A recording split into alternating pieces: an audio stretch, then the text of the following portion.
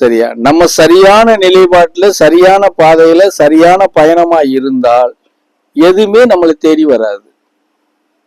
தீமைங்கிற சொல்லுக்கோ எந்த இதுக்கும் நமக்கு இல்லை.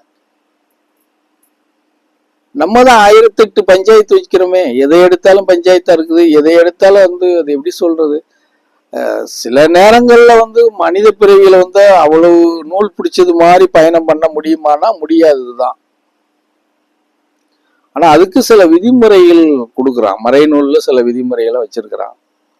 அதை பின்பற்றுன்னு சொல்றான். அதை பின்பற்றி தான் சித்தர்களுடைய நிலைப்பாடுகள், சித்தர்கள் பயணம், மகான்களுடைய பயணம், இப்படி எல்லாமே இருந்திருக்கு. புரிஞ்சதா? அதுக்குள்ள இருந்துதான் அவங்க இறைவனுக்கு நிகரா பயணம் பண்ணியிருக்கிறாங்க.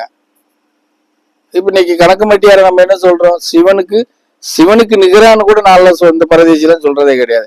அவர் தாண்டா இவர் தாண்டா அவர், போடா அப்படி சொல்லிட்டு போய்கிட்டு இருக்கிறோம். புரிஞ்சதா? அவங்களும் இந்த பூமியில மனித அவதாரங்கள் எடுத்து அவதாரத்துல இருந்து தான் பயணம் பண்ணி தான் வந்திருக்கிறாங்க, பயணம் பண்ணி தான் போயிருக்கிறாங்க. சரியா? அப்ப அவங்களுக்குள்ள அந்த ஆற்றலை பெருக்கிறதும், அந்த ஆன்மாவை சார்ந்து அவங்க பயணம் பண்றதும், ஆன்மாவை துரிதப்படுத்தி ஆன்மா எவ்வளியில கோடிட்டு காமிக்குதோ அதுல பயணம் பண்றதுதான் மனிதனுடைய இயல்பான பயணம்னு மார்க்கம் சொல்லுது.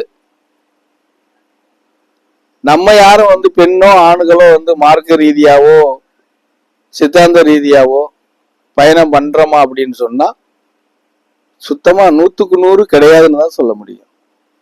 நமக்கு பல விதமான வழிமுறைகளை மாறி பயணம் பண்றோம். நம்ம நிறைய மாறி பயணம் பண்றோம். மொத்த பயணமே மாறித்தான் பயணம் பண்றோம். நம்ம எதுக்காக இந்த பூமியில அவதரிச்சோம்,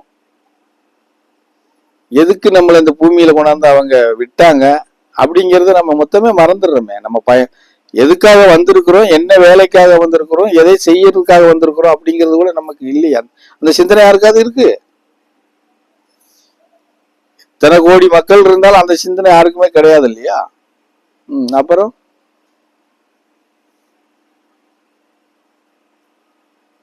சொல்லுங்க பாப்போம்.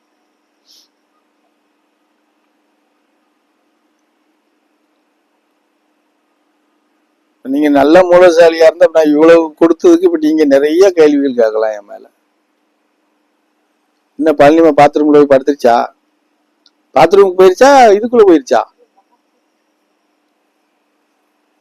அங்கேயே உட்காந்து கொஞ்ச நேரம் 1/2 மணி நேரம் உறங்கிட்டு வருவோம்னு போயிருச்சோ?